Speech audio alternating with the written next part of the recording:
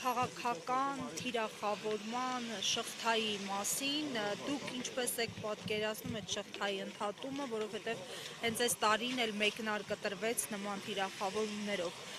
ինչպես եք պատկերացնում ավարտը։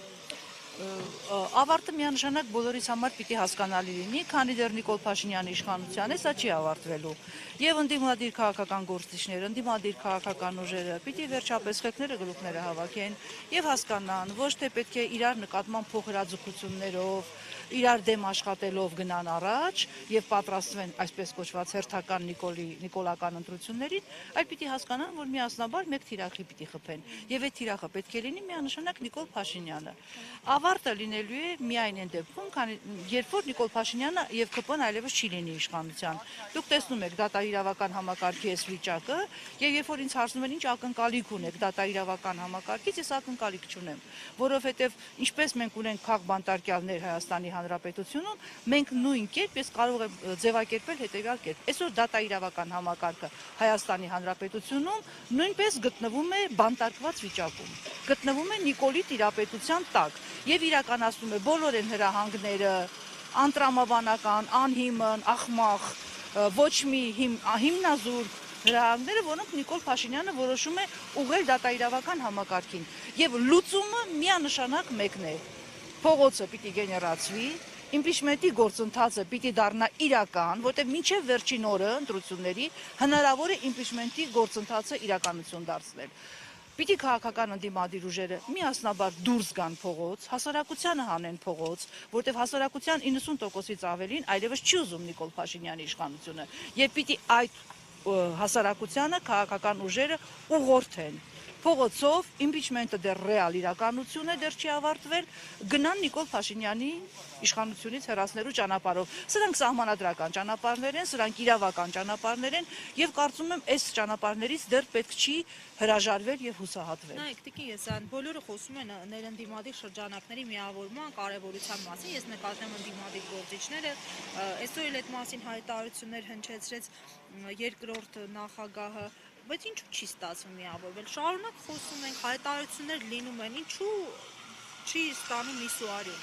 Ես կարծում եմ դա միսուարյուն ինչ-որ պահից կստանա, բայց երբ որ ես ասում եմ ընդդիմադիր ուժերի միավորում եւ միասնական հանդես գալ, ես նկատի չունեմ վստահաբար ամբողջ ընդդիմադիր դաշտը, որովհետեւ այսօր ընդդիմադիր դաշտում շատ անպատեհ հայտնված ուժեր կան, Նիկոլի կողմից հրահանգված հայտնված ընդդիմադիր ուժեր կան, որ ներկայանում են ընդդիմադիրի անվան տակ, դրանց ես չեմ համարում ընդդիմադիր ուժեր, դրանց նույնպես համարում եմ Նիկոլի համար աշխատող ինչ-որ մարդկանց խմբեր եւ խմբակներ, բայց ընդդիմադիր ուժերի միասնությունը շատ պարտադիր է եւ շատ կարեւոր։ Եվ թե ինչու չի ստացվում, ես կարծում եմ որոշ անձանց, կարող եմ հենց այսպես ասել, որոշ անձանց ներքին ամբիցիաներն են խանգարում, որպեսզի իրենց ղեկավարած թիմը թոթափի այդ ամեն ինչը, որոշ անձանց շուրջ հավաքված